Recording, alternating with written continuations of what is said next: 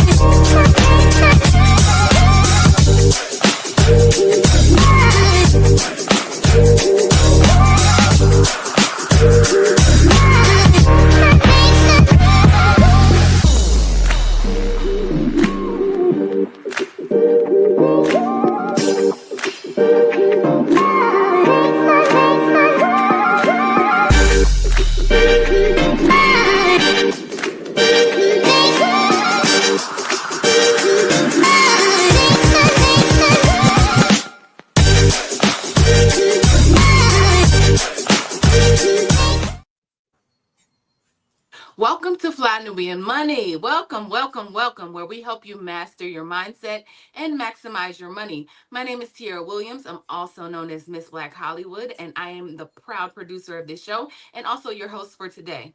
Now, today we are having, before we even start the conversation, we are talking about Diddy and Cassie today. We're talking about Cassie's emotional, it made me extremely emotional, heartbreaking testimony in court yesterday.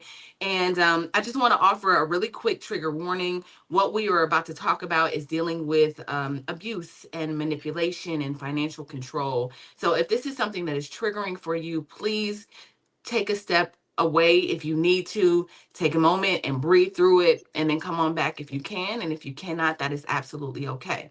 All right. So before we start this conversation, let me tell you exactly what we're talking about. All right. So, today we are talking about a difficult but necessary conversation: toxic relationship, manipulation, and why women stay in situations that are harmful for their emotional and financial well-being. Recently, Cassie Ventura took the stand in court to testify against Diddy, shedding light on the toxic, manipulative dynamics at play in their relationship. But this isn't just about Cassie and Diddy. It's a conversation about why women, particularly Black women, stay in relationships that undermine their emotional health and financial security. Sometimes it's with a powerful man like Diddy, but other times it's with men who are far less powerful, Tyrone and them. Yet we still manage to exert that control and psychological manipulation. So we'll explore all of that today, but obviously I can't do that by myself. I need my queens, and I got the best queens for the job. We'll start with Aisha. I'll start with you, Aisha Verzi, who is a financial expert and business coach. Right below me is Nomalenga Mushali Moses, who is also a business advocate for motherhood, marriage, and money making.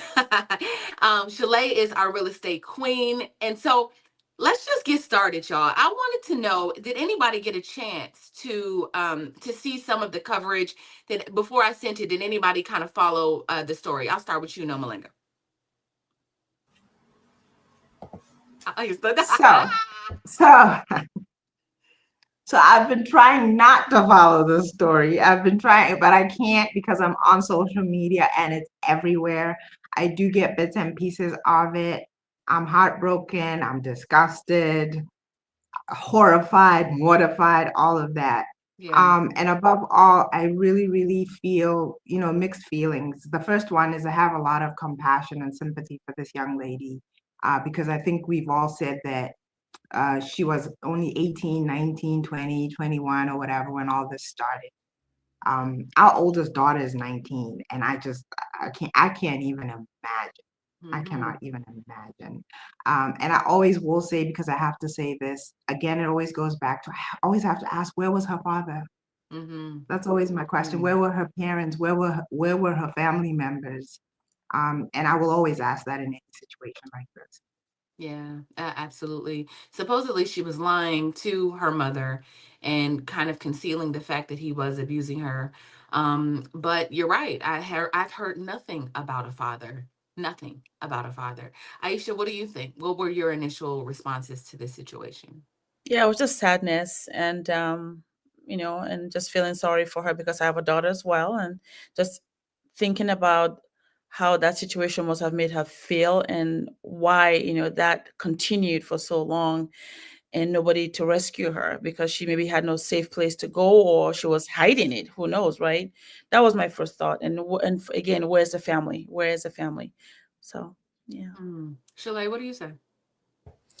Yeah, my first reaction, and I had heard about it when it came out, and same thing. I've been trying not to because my first reaction is it's disgusting. Just like the Mhm. details of the case are so Oh. horrible and disgusting, and I can't even Mhm. imagine as a woman going through that. Mhm. And so that was my initial reaction. Also thinking like, does she not have family? I don't know her background, but like, Mhm. where were advocates or someone to protect this woman, and also why she kept going back. Well, we'll get into that, and we know that that's a deeper issue. Mhm. Yeah. You know what's so interesting? For me, I did everything exactly what you all said. I'm avoiding Diddy. I'm avoiding all of the things. I didn't know all of the details until I was talking to my sister friend, who's also a queen, on the show, Vanessa Gopal. And she was like, "Did you see?" And I was like, I didn't see. She was like, "Girl, you got to see." And so I went online and I saw, and I think I read every single article that I could on the situation. I asked ChatGPT, and by the end, you're absolutely right. I was disgusted. And then I just thinking about some of the things, and we'll listen to the transcription of it. We have that, so we can all listen for ourselves. It's obviously not Cassie speaking, but she is speaking from her account of what happened. So with that being said, let's just find out what happened for that day in court. For her first day, I think it's her second day in court, if I'm not mistaken. So let's find out what happened, and we'll be right back. In the courtroom as Cassie was testifying. So let me tell you guys everything that you didn't see or may have not heard, because it's a lot. I will say the most damning part of her testimony for me is when she describes a freak off where Diddy and another man, an escort, are standing on top of her while she is laying on the floor high off of ecstasy, and they are urinating on her face to the point where she is choking on their pee. And to further give context, on the right hand side of the court seated is her husband Alex Fine. On the left hand side, Diddy's 6 out of 7 kids are sitting in the courtroom as Cassie is describing having weekly freak offs for years. That would last 2, 3, one lasted up to 4 days. She talked about damaging hotel rooms so bad in one instance that they had to pay such a hefty fee because the hotel told them that they needed to completely redecorate the room after a freak off. After a freak off, there would be blood, urine, and lots of baby oil. There was so much baby oil. There was also so much baby oil talk to the point where the judge at one point told prosecutors, wrap it up. But before we even got there, a very pregnant Cassie was called to the stand. She was wearing a tight brown turtleneck dress that was hugging her baby bump. When she sat down, you could tell she was nervous. And if you couldn't, you quickly picked up on it because once she started talking, you noticed that she paused a lot. She would sigh heavily before she answered a question. One of those moments was when she explained to the court that a year into their relationship, that Diddy had approached her with this fantasy that he had. He called it voyeurism, where he wanted to see her have sex with another man, later referred to as freak-offs. She said her stomach dropped. She was 22 years old. She described herself as very naive and a people pleaser. She said the only reason that she agreed to it is because she knew it would make him happy, and she was afraid what would happen if she said no. That's also around the time, she says, that he started to get abusive. Most of her testimony today was spent on talking about these freak-offs, the different escorts that they would use, the different hotels that they would use. She said that she would find escorts off of Craigslist and this escort service called Cowboys for Angels. And to describe them, they weren't the most attractive men, right? They were very average looking. Some of them weren't even conventionally attractive. One thing they had in common is most of them were black, because Diddy preferred for her black men with a big D, she said. At one point, Cassie broke down in tears when the prosecutor asked her, why didn't you leave? If the freak-offs, as you explained, were so disgusting and humiliating, why not leave? And she started crying and said that she was very deeply in love, and this was the only alone time that she could get with Diddy. And it got to a point where this was kind of the only emotional connection that she was getting from this man that she was dating. So much more that I'll cover. Whew. Whew. Again, if you are watching Fly Nubian Money. We are talking about the Diddy and Cassie Ventura's testimony against Diddy yesterday in court. And if you are sensitive to these type of topics, we want you to just pace yourself, take a deep breath, because we are taking them as well. It's so funny that they said, like, the comments for me did not pass the vibe check, right? Everybody was just like, why didn't she leave? But I think we saw a very public account of her trying to run away from the situation, run to an elevator where he ran after her in a towel, like butt naked, and dragged her back and start punching and kicking her until he dragged her back into the room. Go ahead and take that down, Gwen. So if you're asking why she didn't leave, I could imagine, and that's what we were able to see. I can only imagine the other things that transpired. I'm gonna go back to you, Noma. Just give me reactions to that video and just kind of your thoughts. Again, you talked about you having a 19-year-old daughter and in that age range, and how they don't have that frontal lobe is not fully developed, so they're not thinking, and they're with this whole idea of him being 38 years old, very mature. Tell us what your reactions is to that, your initial thoughts. What came to my mind was, it sounds like she already had some kind of a father wound, because she was saying things like, that's the only time I could get from him. That's the only time I could spend time with him.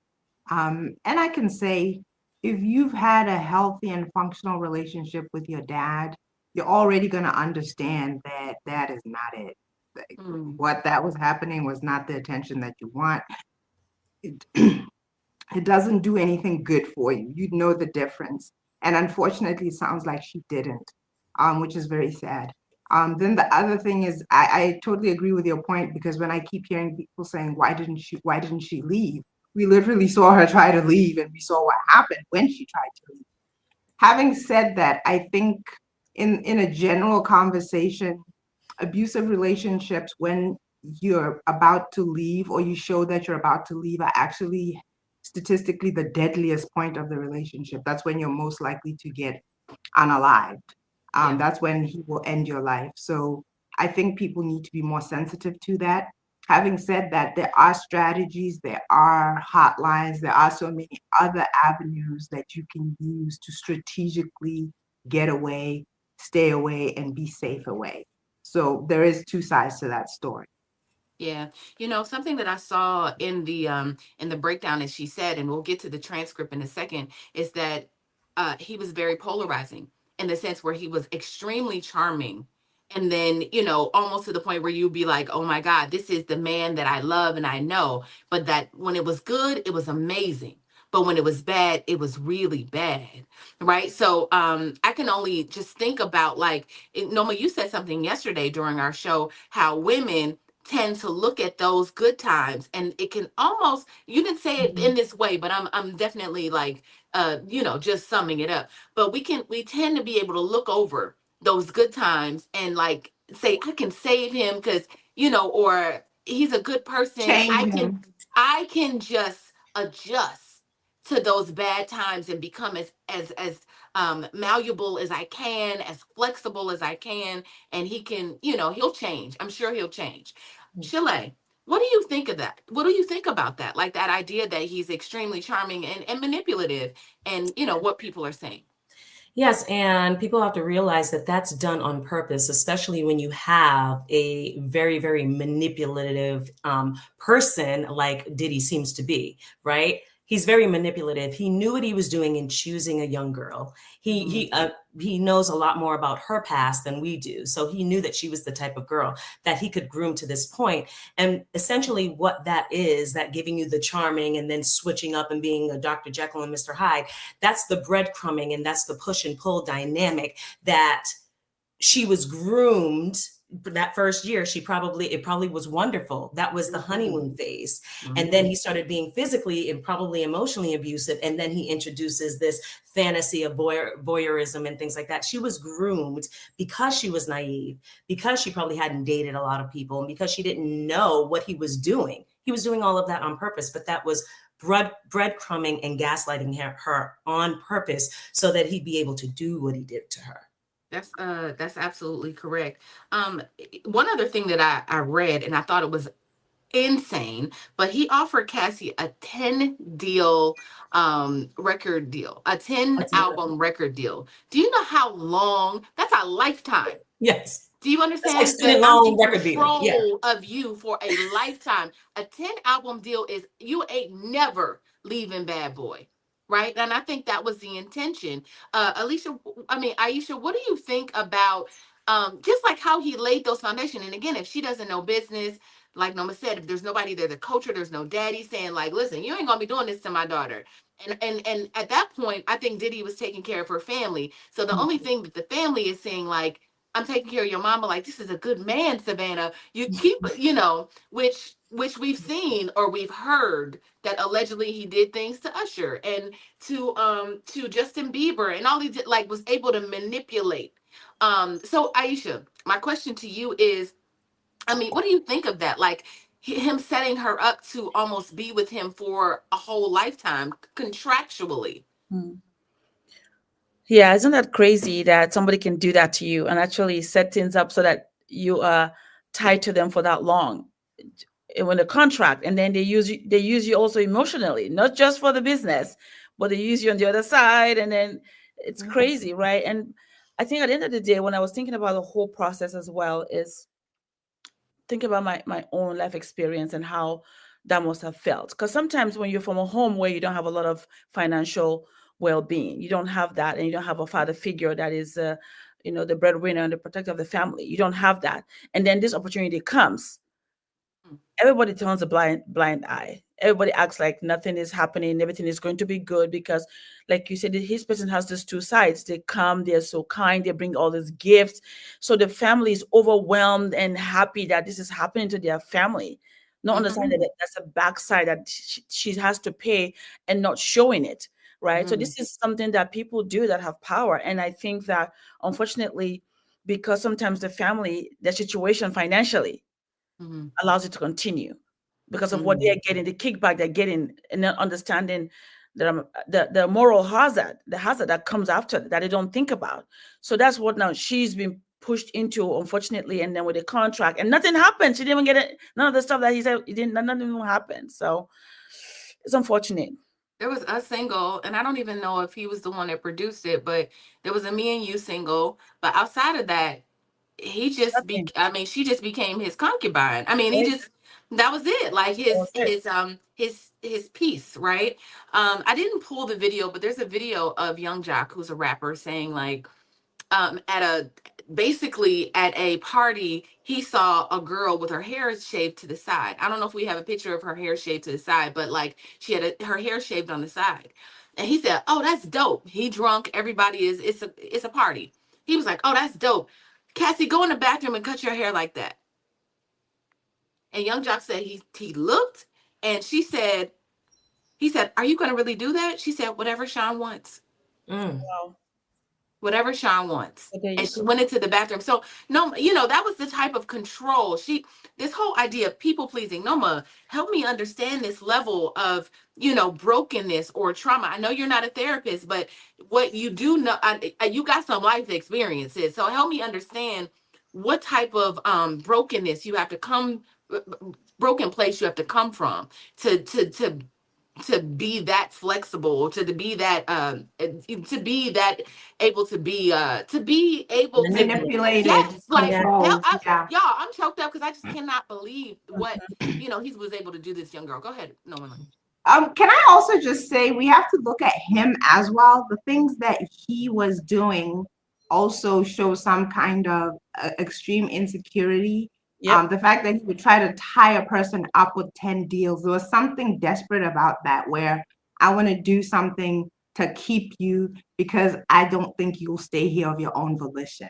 I Yes. don't think that unless I tie you up, like nobody loves me, nobody will stay with me. I don't feel worthy. I don't have confidence and self-esteem that I can be loved for who I am. I got to tie people up and control them in order for them to be with me and love me. So I think that's also worth looking at. And then also look at him. What kind of background does he have? Does he have any example, my goodness, of a stable family life, seeing a man love a woman, care for her, take care of her, protect her? I've never heard of it. I've just never heard of that in his background. So we are looking at two people. I am not by any stretch of the imagination excusing anything that he did, but I always try to expand my thinking to see, like, how did these people get here? How could this have happened? What kind of a person is this? How could this kind of monster have been created? And I think it has a lot to do with the fact that he was just a 38-year-old broken person who found a 19-year-old broken person. And unfortunately, he had more power, more control, and more money. So he was the dominant broken person. But the whole mess is about people who are very damaged, traumatized, and broken.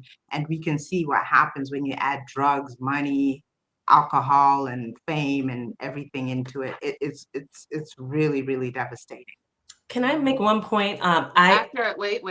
After Okay. we come back from break, we're Okay. going to take a quick commercial break. But I do want to talk about power, just how much power he had, and how much he was able to stalk her. And even when she tried to get away, he had all of these.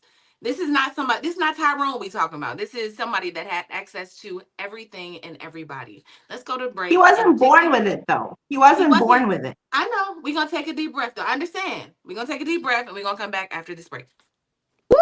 It's a good show right here. But I'm biased. If you are just tuning in, you are watching Fly Nubian Money, where we help you master your mindset and maximize your money. My name is Tiara Williams. I'm also known as Miss Black Hollywood, and I'm the proud producer of this show because it is lit. If you want to receive notifications for when we go live Monday through Friday, 1 to 2 p.m. Eastern Standard Time. All you have to do is text the word Queens to 87948. That's Queens to 87948. That's QUEENS to 87948. Also, if you want to grow your money and not blow your money, all you have to do is go to flynubianmoney.com. There's all kinds of resources, there's courses, there's free giveaways. There's just no reason to be broke in 2025. All you have to do is go to flynubianmoney.com. Obviously, you don't want to be entertained here. You want to know enough to grow. Wait, I need to put that on a shirt. You got to know to grow. Got to know to grow. So know and grow with flynubianmoney.com. You gotta know and grow, y'all. Welcome back to You are too funny. I try. Welcome back to Fly Nubian Money, y'all. We are having a conversation about Diddy and Cassie, and Cassie's courageous testimony about what was done to her. And we're gonna jump back in. I do want to say this. I know allegedly over the years, they say that Diddy was himself groomed by Andre Harrell, allegedly, God rest his soul. But that he was also introduced to these same things, these same behaviors by Russell Simmons and Andre Harrell. I'm not sure. I can't say for certain, but I know there was a lot of things going on in the 90s. So I want to just, jump right back in here. I know you wanted to say something, Shalay, so I'm going to just lay it down for you. Yeah, so I wanted to, Noma brought up, the not having the example of a love dynamic, like a healthy love dynamic. And that is probably true. I do believe that goes way beyond this. And I think that it stems back to his individual, probably mental and emotional instability even before he made it to this level. I feel like before, he's been very, very power hungry since the beginning, since he was an intern. Okay, he was very, very power hungry. And so I feel like this is a situation where it compounded and built up, and he has created this narcissistic persona because he thinks he is untouchable at this point because of what he's been able to do over years. So I believe that, yeah, it may have to do with, childhood trauma, but I believe it goes so much deeper than that because of the power that he amassed. And he used her like an animal, and he used other people like animals too. It's not just her. So I think this is a real issue with him mentally and emotionally. Well, they say that money only money only exaggerates and exacerbates who you are. So if you're a giving person, you're going to give to everybody. If you are an asshole or like a demon or a devil spawn, you're going to be that. You're going to destroy people's lives. No, Malanga, what were you going to say? No. I was actually just agreeing with you. No, I Yeah. think, but before the break, you were going to say something. Were you going to say something? It was Chalet who was gonna say, and I think she said it.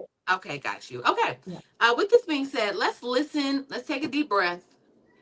I got to take a deep breath in these things. Let's listen to the actual transcript. It has been transcribed. We got this from Twitter, or we got it from TikTok. But basically, there's actors voicing over the transcript. So we're going to take a listen to that really quickly. Y'all brace yourselves for a lot of things. Just ready your heart for this. Here we go. Discretion. What you're about to hear is the full testimony given by Cassie Ventura today. The government calls Cassandra Ventura. How old are you? 38. What is your work? Musician and entertainer. How long were you with Sean? 10 years. Did you get in arguments? Yes, it would result in dragging. What else did he do? Me in the head if I was down. How frequently was he? Too frequently. I would get black eyes and Let me show you a video. Where is this? the Intercontinental in Los Angeles. It was after a freak off. What does that entail? The hiring of an effort, setting it up. How did you feel when he first asked for it? Confused, nervous. I wanted to make him happy. Did you agree to one when he first proposed it? Yes. Then there were more. It wasn't something I wanted to do, at least not that frequently. I didn't know what no could turn into. What do you mean? Making him angry. What were you afraid would happen if you said no? That he had materials, What did you give the government? laptops. I've handed up GXB. Do you recognize it? Yes, I've reviewed this drive. It has communication and documents pertaining to Mr. Combs. Did you review photos on it? Yes. What's this photo? Me in 2004 with Carrie Morgan. When did you sign with Bad Boy Records? 2006. It was a 10-album deal. Did you release any after late 2006? No. Who's in this photo? Kim Porter. She was Sean's ex from before me and the mother of his children. Where did you celebrate your birthday in this photo? In Las Vegas. Carrie Morgan was there too. We're out on his patio on my 21st birthday. VMAs. What happened then? Sean kissed me in the bathroom. I ran back to my hotel. I told Carrie. When you got back to New York? I'd visit him at the Trump Hotel in Columbus Circle. His apartment was being renovated. What were you doing with your music career? Trying to come up with a concept. Sean called all of the shots. What is the age difference between you and Sean? 17 years. How did you feel when Sean invited you to hotels? Nervous, excited, like we were going to talk about music. He introduced me to... I didn't understand it. Did you visit Sean in Miami? Yes, I went with Carrie Morgan in Dallas, Austin. What did you and Sean do together? He gave me blue dolphin on a boat. Had you once before taken... So, yeah, that was just a piece of, actually not the most disgusting things. She was just talking about how she actually was introduced to Sean and their relationship after that, like him kissing her or wanting her. She was actually in a relationship with another producer. She was with Dallas Austin, and he just took her. Like, I'm gonna just take you, and you gonna be, now that she my girlfriend now. Or my artist now. She was actually introduced to Diddy as an artist, and I think, her and Dallas were together. And so it's just a lot going on. So, yeah, that was a lot. So, tell me, y'all, I want to talk a bit about the financial aspect. So I want to play a little bit of a game, and our title actually for this show is 5 financial lessons that we learned from Cassie Ventura's testimony, right? And I just want to, one by one, I'm just going to almost do this like a stat. Like we're just going to bring up one. I'm going to call on one of you, and you give me your lesson, and we'll kind of talk through that. And then we'll take a little break, and then I'll, so we can just kind of slowly go through those lessons throughout the rest of the show. Does that make sense? Everybody got it? Okay. All right. I'm going to start with you, Chalet. What is, I want to sprinkle some finance in here. So what is one thing that overall that you've learned from this situation? Definitely, and having some insight into the music industry. And this is hard for a new artist. And she came into, she didn't stand a chance business-wise, right? From where she was, she didn't have any leverage. But I would say control, access, and autonomy. And not just as an artist in the industry, but in any endeavor that you're trying to do, and making sure that if you're mixing a romantic relationship with that other person doesn't have more control and power over you financially, making sure that, like the 10-album deal, like where was her attorney? Like, you know what I'm saying? And look what he did. He got her under that deal and released one Shut Up album, basically. just to shut her up and, hey, we did something. But definitely financial. He controlled her finances. He controlled her brand. He controlled her income. He controlled her mentally, physically, emotionally. Like, he had complete control over this girl. And I'm going to say girl because she was, 19. So that would be the financial lesson that I take from this, like making sure that nobody has that amount of control over you, whether in business or romance. Nobody has that much access to your likeness, your brand, and making sure that you have access to it, because she was owned by bad boys. She couldn't do anything, like even if she wanted to do a brand deal or anything, he controlled all of that. She could not make a dime without him being involved in it. That's a very scary situation. And the imbalance of that power dynamic is gross. So and then having autonomy over your own things, having your own financial setup so that if you need to leave, then you don't feel like your whole life is over and you can't make another penny if you decide that you want to leave. So that would be my lesson. I love that. I love that. So let me ask you this, Nomelinda. How do you keep autonomy as a 19-year-old trying to get into the business? It's not like the person that you would want to come to has come to you, right? You know you want to be an entertainer. This is the creme de la creme of the music industry. He is the music industry. So how do you keep autonomy and leverage over your brand, over your name, over yourself? How do you do that? We can't hear you. The truth, guys, is that you really can't, which is why I always say I sound like a broken record. Family matters. If this child, which she was at the time, had a father and a mother invested in this deal, somebody can't take advantage of her that way. She does not have the capacity at 19 years old to make those kinds of decisions. She does not have enough life experience to foresee what could happen if she gives that much power and control to somebody who is in the music industry and could just as easily, pick her up or throw her out or whatever. At the risk of speaking for a long time, I'll give you an example, okay, of traditional marriage, because I heard Shalay say whether it's romantic or business, right? When you approach a young lady and you say you want to marry, okay, what her father will do is he will require you to pay dowry. Traditionally, what that dowry is supposed to do is supposed to be an investment. Okay, it used to be cows back in the day when the richest people had lots and lots of cows. So you take about 10 cows and you're not supposed to touch them. And what they're going to do is they're going to duplicate and duplicate and duplicate and duplicate. So what happens is, in case something goes wrong in that marriage and she has to come back home, there's a big investment here to take care of her in case that man dies, loses his job, or whatever it is. In modern day, some of what most families are doing is they ask for that in money. And again, ideally, you should invest that into something that will grow and grow and grow. So what it does, it gives her a cushion and it insulates her, even from her own husband, from being abused, from him being, he should be the leader of the family, but he should never have so much control where she feels like, my goodness, if I leave the situation, I'll die of hunger. I won't be able to sustain myself or whatever it is.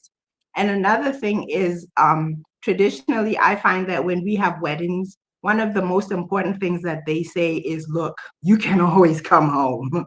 You can always come home. If it gets rough, if it gets tough, you can always come home. If a man abuses his wife or does anything that is unacceptable, she goes back home and he has to not ask her back. You know, that cycle of abuse where he beats her, then he's nice, and then he, it happens in a different way where if she goes back home, he doesn't get to beg her and manipulate her and love bomb her and bring her back. No, he has to go ask for her from her parents and her family all over again. And they get to sit him down and be like, oh, but, there's a lot of problems here. What are you doing to change all of this? Because we can't let our daughter go back into this.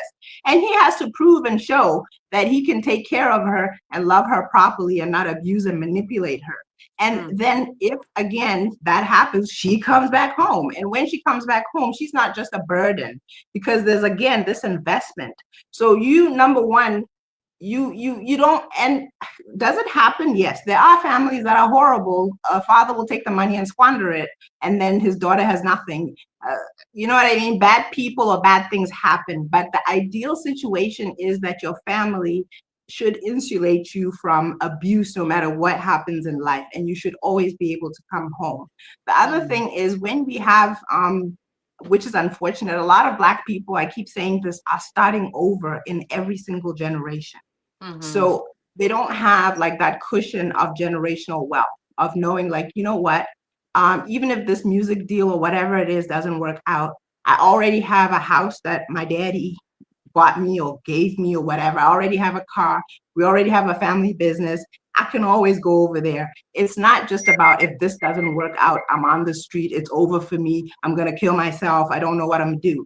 It's like, yeah, you want to make your life better, you want to aspire for things, but it doesn't have that desperation that puts you into these situations that become dangerous and deadly. Because really, sometimes people have no other choice. If it doesn't work out in this deal or this music or whatever it is that they're aspiring for, the only other option is the streets. It's poverty, it's being destitute. So you end up with people really putting up with things that they blow our minds, because it seems we would never put ourselves through that because we have other options, right? But for her, when there's no other option, number one, for love, she doesn't seem to have been loved correctly to know that, okay, this is not proper love.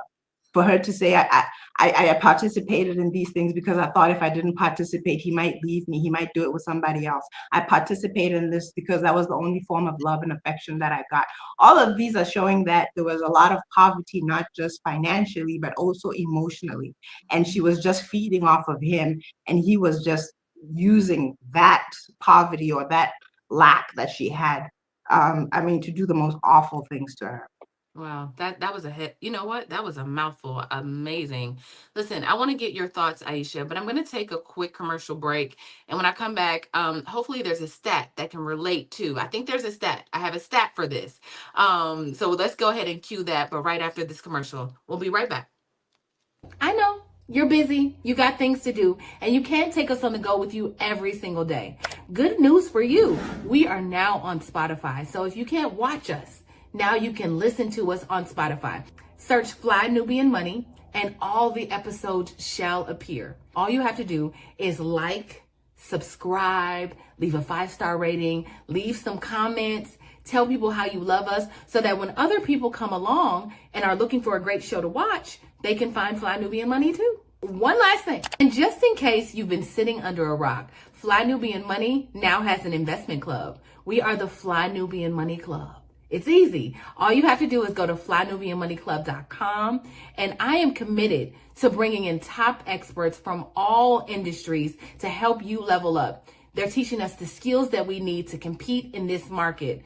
We often say that nobody is coming to save us, not the government, but guess what? We're coming to save us. I'm coming to save you with the Fly Nubian Money Club. So listen, all you have to do again is go to flynubianmoneyclub.com. We have a 30-day free trial set up just for you, just for those people that are struggling. Even if you ain't struggling, you ain't got to struggle. I'm coming. Okay, let me stop playing. I'll see you soon. All right. We welcome back to Fly Nubian Money. Today we are talking about Cassie Ventura's testimony against Diddy. We are talking about financial control, manipulation, why women do not leave in these types of situations. And it's been very, very insightful for me. You ladies have given me a lot to think about. Let's go to that stat about public figures, and then I have a question for you, Aisha.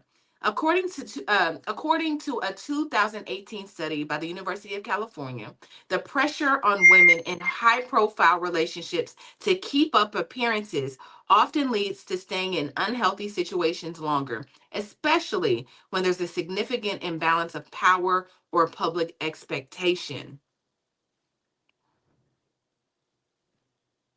Let's take that one down. So Aisha, I want to ask you about that stat. How do we keep ourselves from, Nomalinga and Chalet explained so eloquently how we keep our leverage, right? And Noma, I want to say, like, I wish Black Americans were not stripped of our culture, because I feel like that's where we would be.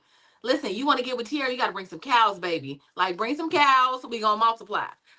So unfortunately, that's been taken from us, but it just makes me think about what we need to do. So Aisha, in those situations where someone is with someone who has more money, and maybe you're young, like Cassie, how do you keep your sense of autonomy? How do you keep, and I think the women have already said it, but how do you, from your profession, you being a financial expert, like, how do you think that she could have kind of done this? Honestly, there's this, how else? You have to have people that are professionals around you. And if your family is only focused on the money and making money and blinded by just making money, then nothing will be done. So it's really about having your own boundaries, your emotional boundaries, your financial boundaries, knowing, the boundaries. Okay, where do we fit? Where do we make sure that this is belongs to us and this belongs to them? And you can't do that if you're blinded by money and if you don't have a figure in the family that stands and speak on your behalf. It's not gonna happen. And I think in our community here in America, I think that is what is lacking. No matter how we talk about this, no matter how we say it, that's what's lacking. There's no strong male figure in the family that stands before his daughters or his sons to speak on their behalf and to demand that, no, this is what we believe. It will keep happening. There's no anything. That is the answer. You have to have someone in the family that demands this, and then have a professional. So when the documents are written, they support what you want to do. If you don't do that, this will keep happening over and over again. It happens everywhere. But the fact is, unless we have that home life where somebody's strong, supporting each of us, any of us can fall for it. Doesn't matter whether if you're 30, 40, because you don't even know what to look for, because nobody trained you to know what to look for. So culturally, Noma and I share the same kind of culture in our family where that's why we have such strength wherever we go, because you can manipulate me. You might for a short time, but it's not like, know what you're doing, I'm out of there, because I know that I have a place to fall back to. But really, that's it. You have to have that strong person in the family that stands for you, and with that person and someone that's a professional that can look at the documents, sign them properly for you, so that way you know that, wow, I'm on the right track, and not somebody telling you what to do. Okay. Can I jump in there with a quick personal story in perspective from the music industry? Well, I was about to give my personal from the entertainment industry, but go ahead. Well, you know what? Let me just say really quick, just while it's hot. It's really difficult to, I was 22 years old when I moved to California. I moved here from New Orleans, and I moved because of Hurricane Katrina. I came with less. I had $250 coming to Los Angeles, right? And so for me, it was like everything seemed like, okay, not only when you're in these spaces do you have to impress other people, but you have to figure out how to, you just got to figure out how to work it. And so I worked with a director who was very powerful and prominent in the industry. And I remember he took advantage of that power. And in those moments, you think like, okay, he's being abusive. You know that he's being abusive. You know he's saying abusive things. And not that he took advantage of me in a sexual way, but did he exert his power, like humiliating us? Like in between scenes, calling us strippers, like because we were browner than the rest of the girls. And did we take it? Yes. And only because, like, at the time, it's like, what do I do? I remember one time he came to me and was like, because I questioned something. He came to me and said, you'll never work in this industry. You'll never work. You'll never work because you have a bad spirit. Really? He was projecting that shit on me. Of course. Like, and I cried and cried. Anyway, so being 22 and being young and want something so bad and want to work and wanting to, like, you really take their, they're older, you take their words like it's almost God speaking, because it's like, oh my God, he's been working in this industry for so much longer, he can blackball me. You're just thinking all these things. Now I know that's not true, but when I was 22, I didn't know. So I'll just say that, like, it's hard to keep your autonomy when you're trying to get in the door. You feel like you kind of gotta be cool to get in the door, even though some things didn't feel right. What were you gonna say, Shalay? And I'm gonna hit another. I'm gonna hit our next. I think we got another commercial. Yes. What were you gonna say? No, I totally agree with you. And I've been in those, me and my sisters and me personally, I've been in those situations where you feel like you got to go along to get along. And blackballing in the music industry and the entertainment industry is a real thing. Yes. So perspective from the music industry, my mother was our manager. And speaking to, you have to have someone in your family or someone who's looking out for you. The lesson in it is sometimes you just have to walk away. You have to be prepared and okay at a certain point, even though this is your dream and this is what you want so bad, you got to be prepared to walk away. Those are the Because boundaries. It's in such our a tough. It's situation, so tough. everyone was trying to get our mother out of the way because they couldn't come in, and I was going to say the R word. They couldn't come in and take advantage of us because my mother was like, nope, not having it, and we'll walk away. And my mom got kind of blackballed in the industry as she's a bitch. She's hard to deal with.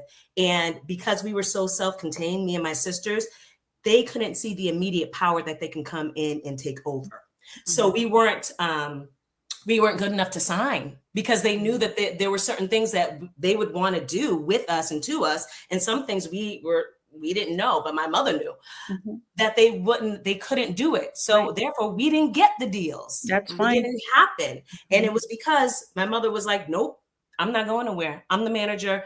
And this is not happening unless I'm in control of this situation. And it cost us that, record deal or maybe that career in the music business. But you know what? Thank God. Thank God. I can only imagine if my mother was not in place and me and my sisters did sign a deal, The I can only damage. imagine what we would have had to face. Yeah, I think that's why, and Nomalinga, you are next after this commercial on your financial lesson. But I do think that's why that insulation, I don't know Beyonce personally, but I know people that know Beyonce. But that whole like Matthew Knowles insulation, like protect, Yes. always having like a man kind of in front of you saying, nah, you're not about to do that. Because then when it wasn't Matthew, it was Jay. That's right. So Jay was like, nah, you're not, there's stories of Jay making men leave photo shoot or video shoots because it's like you did your part already. That's Like you can go now. Like you Go ain't got to stand around and watch my wife dance or whatever it is. And people's like, oh, he's controlling, but no, he's protecting. So let's go to a commercial real quick. And Nomalinga, we're gonna come back with your financial tips. Right. Are you a Black business owner looking to expand your reach? Well, has Fly Nubian Money got good news for you? We are building a Black business directory to connect you with customers who need your services. And here is the best part. It is absolutely free. Email us at info@realvirtual.net. Send us your business name. Tell us a little bit about what you do, what services you offer, your website address, and your contact information. That's it. Together, we are going to build and circulate the Black dollar. Get listed today and start connecting with people who are probably already looking for you. Wonderful. Let us know. info@realvirtual.net. We want to know about your business. Absolutely. So let's just jump right back in here. What is your financial lesson from this situation, Nomalinga? Uh-oh, I can't hear you. It's almost like I'm repeating myself every single time, but it really does come down to generational wealth and the importance of generational and family wealth, which insulates you from a lot of things in life. I also think that, whether it's formal or informal, education is important. And that's one of the things that I think sometimes we leave out when it comes to financial stability. You don't have to have gone to college for it or whatever, but you do have to educate yourself. I remember when I was I was in a management, hotel management program, right? It's a management program. And one of the courses that I took was law. And the professor would say to us, he would say, look, I'm not expecting you to go out here and practice law, but I want you to know enough that when things are happening, when you have a legal situation and you have to get a lawyer. Same thing, you go for accounting. You're not going to be running a business, being a manager or an owner and do your own accounting. That'll constrict you if you do everything. But he's like, look, you don't have to be an accountant, but I want you to know enough to know when you need an accountant, or you know enough that when you hire an accountant, What are you requiring from that accountant? And that's what really made up the degree program. It was like different areas where you're not the expert, but you have to know enough to know that, okay, it's time to call an expert. So there is no way a 19, 20, 21-year-old girl can know enough legally, accounting wise, financially, whatever, to know if something is a good deal or not. All she's hearing is, oh my God, you're going to pay me to sing. Yeah. And you're going to pay me 10 times. Yeah. And she's not really hearing or understanding much more beyond that. So the lesson here is, I believe in generational wealth. I believe in family wealth. I think that if you don't have it, if you didn't come from it, it's your responsibility to create it going forward. That's the first thing. The second thing is education is not just formal. You can have informal education. Everything that I've done in the last 15 years has been in media and blogging and Facebook and social media. I don't have a degree in communications or media, but I have informal education because I took the time to learn the processes, to be mentored and to be coached and to learn from people who are in the industry so that I am educated. Yeah, I love it. Aisha, what is your financial lesson that you learned from this situation? Surround yourself with the right people, as much as you can, and especially the experts. If you feel it in your stomach that something doesn't sound right to you, if you're feeling something, just get the expert to help you go through it, so to simplify it for you to understand it. Because sometimes we make mistakes because we don't understand what we're signing or we're doing, and before we know it, we're selling our lives away to somebody else. So I think it's important to know that. So surround yourself with people that the expert that know what they're doing to kind of assist you make a decision that will benefit you and your family, not the other way around. Very important. Yeah. There's a scenario where Cassie was saying that people would walk up to her saying like, man, I saw your video. I saw the video that you did in the last freak off. You was kind of crazy with it. I can't wait till we could do it. Right. In the middle of just like at a party. So she said one of the tactics that he used was saying like, if you leave me, I'm going to release this on the internet. I'm going to make sure that you are never able to be successful without me and that you walk away from me humiliating me because you left me humiliated, kind of thing. And so there's somebody in the comments saying like, again, it's always, I'm not saying that y'all ain't passing a vibe check in the comments. I'm saying that it's very important to understand like there's a part of you that just has to say like, if I was in this situation, would I have the strength to get up and just have all of my faculties at 19 years old and say, this isn't right. I'm leaving. You got me twisted. I'm not doing that. You're just not going to do it. Especially if what these queens have been saying, you don't have the savvy, not the financial savvy. You're coming from a broken home. Likely you don't have a father. You're not gonna leave. You're just not gonna leave.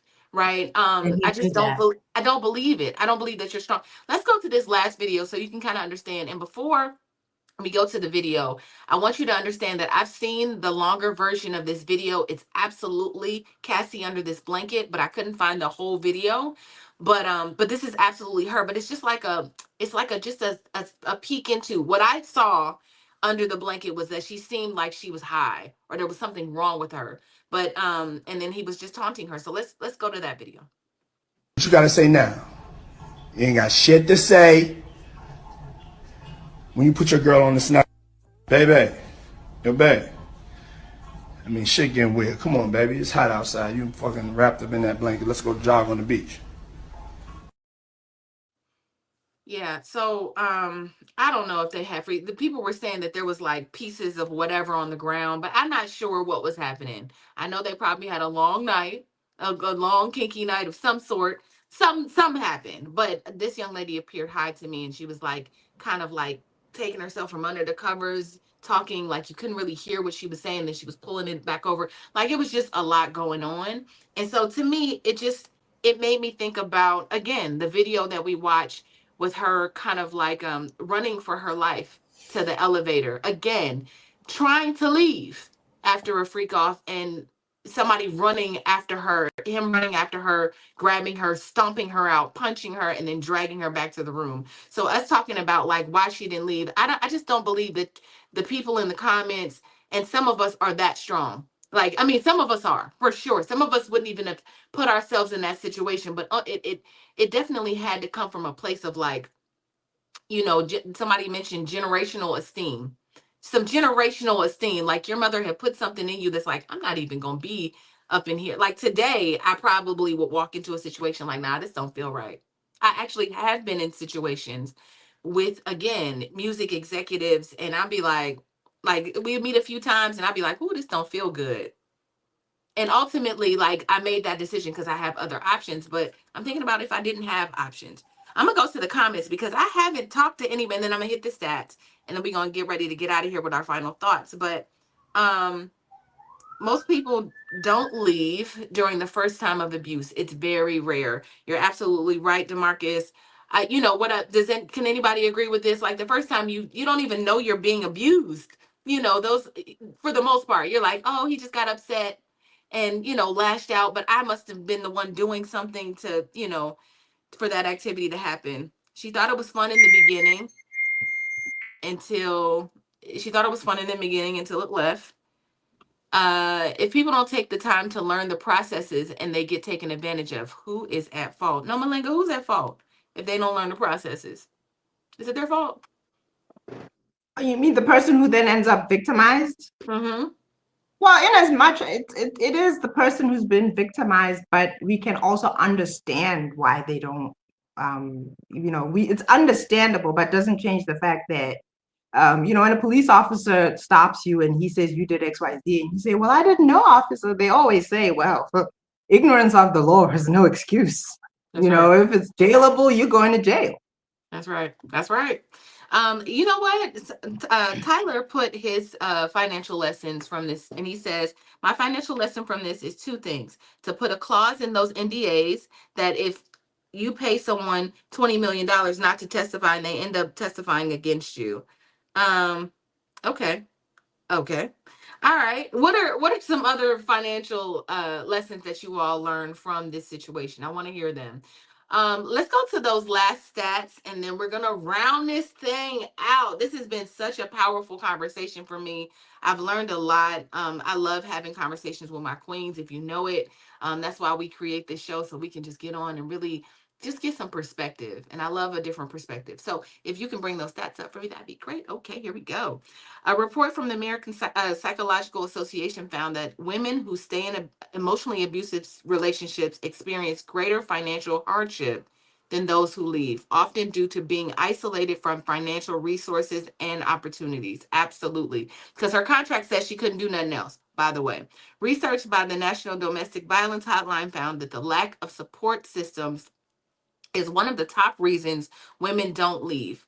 Emotionally abusive relationships with financial dependence being another key barrier.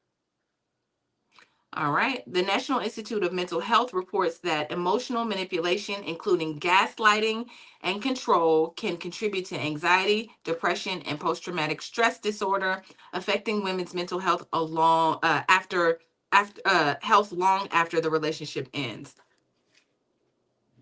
According to the National Coalition Against Domestic Violence, 1 in 4 women experience emotional abuse, and 99% of financial abuse cases are linked to emotional and psychological manipulation, which often leads to long-term financial instability. I don't know about y'all, but I'm glad Cassie was able to, you know, get money and be compensated from this situation. I think that, you know, to have to endure like being peed on and making, you know, feeling like, I know I just keep thinking in normal situations, somebody, I'll be offended by something and be like, am I tripping? Like, should I say something? Like in a normal situation. But if somebody has like gaslit me and manipulated me and threatened to like blow up my boyfriend's car, or, you know, just all of these other things that was happening mentally, I just think it would make a huge difference. And so for those of us that don't know, what was she compensated, or when was she compensated? Yeah, so she Cassie received I could tell you the date, but basically what happened was She went away for a little while and got her life together, went to therapy, was like, she took everything off of her.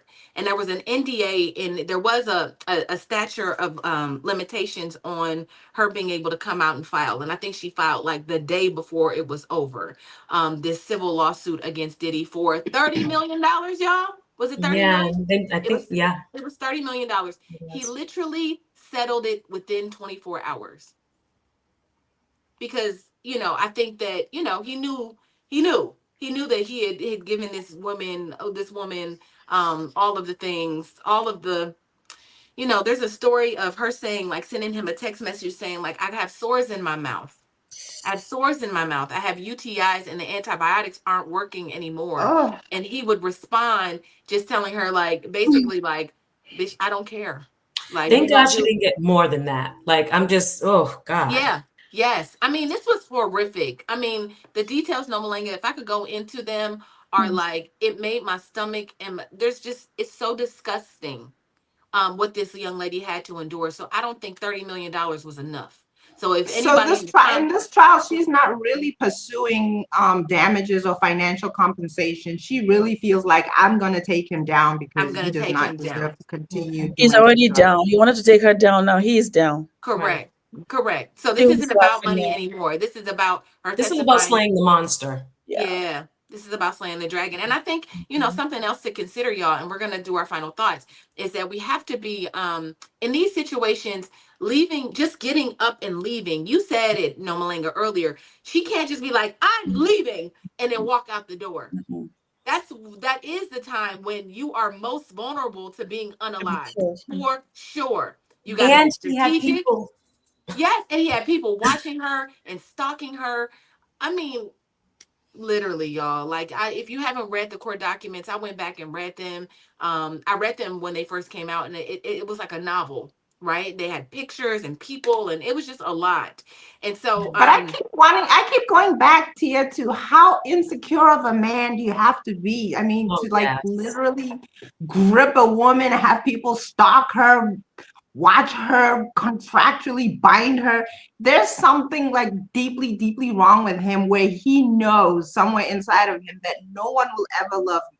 So I gotta do horrible things to keep people in my life. And if I don't, they would not be here. If I didn't have all this money and fame and what have you, nobody would like me, nobody would love me, because I'm just an awful person. Yeah. With that being said, y'all, let's go ahead and hit I feel like we could talk about this all day, because like I said, if y'all go back and watch those documents, or listen to the documents, if you go back and read the documents, it really is something it really will stop your heart. It's heartbreaking. So I'm gonna start with you. Final thoughts, No Malenga. What do you think? What do you think? What are your final thoughts on this? This is a rather unconventional final thought. You know, when we were talking and you kept saying, well, you know, I really wish we had not lost some of the roots of culture and what have you as Black people living in America.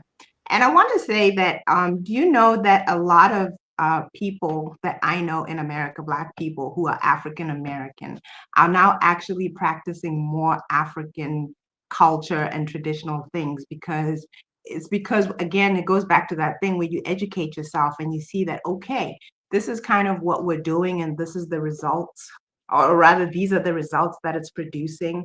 Let me find out, you know, what people were doing generations ago. Let me find out what other cultures are doing that is successful, and maybe go in that direction. And you are fine. I have seen, and I know personally, a lot of African American women that are successfully married to Black men, whether they're in America or the Caribbean, African or British, Black or whatever it is. But they've kind of used these principles to say, okay, look, I may not have a father maybe, but I do have this uncle who has been a strong father figure in my life. And if you want to be a part of my life, he needs to meet you. He needs to see what you're about. He needs to ask a few questions. And there's that protective layer. And again, when there are problems where people are understanding that there are family members who are in successful marriages, who can act as counselors, advisors, coaches, mentors, and so forth. And these are things that work. And it's not to say that, you know, African culture is perfect and American culture is not. That's not it. I'm just about us doing what works and what is going to make us thrive and what is going to make us successful. And that's even on an individual level. When things are not working, you do have to stop and think, okay, what I'm doing is not working. Let me look at it. Let me see what other people are doing and make some changes. So that's what I'll leave you with. That, you know what, look to other people who have successful families, who have generational wealth, who have successful marriages and so forth, and learn from them and apply the principles that they've applied, and you will see a change in your life and in your success. Where you can find me, I'm Nomalangam Charlie Moses on Facebook. I do have my own YouTube channel. It's also Nomalangam Charlie Moses. And on Instagram, you can find me at Noma Moses. I do also have a charity that I started here in Botswana. It is called Paths for Our Girls. It's at pathsforourgirls.com if you would like to donate. What we do is we take care of young girls in schools who actually miss school because they're on their periods and they don't have the supplies that they need. So what we do is, at no cost to them, we supply them with sanitary pads. If you'd like to help us do that, again, it's pathsforourgirls.com, and you can donate. Even the smallest amounts help. I love it. And you know what's so funny, and we're gonna go, but like you said, to study success, and I think a lot of people are grappling because they studied Diddy, because to him, to them, he was a marker of success, and I'm talking about ultimate success. I mean, I looked up to Diddy for years, without knowing all of these things, of course, but like that's why it's so hard, and people are grappling with like victim shaming and saying like he ain't do it. So, you know, just also just, you know, I know we can't know for sure who people are, but just like, you know, just study the moves and not the person. I don't know. I don't know if we can separate the two. There So are like, principles, I believe. I do believe there are principles that he abided by that led to his success in the industry and in business and in music. And those principles still stand. Even the devil applies principles to manipulate us and trick us and do evil things. That's true. So principles are principles. All right. All right, Shalay, what do you say, ma'am?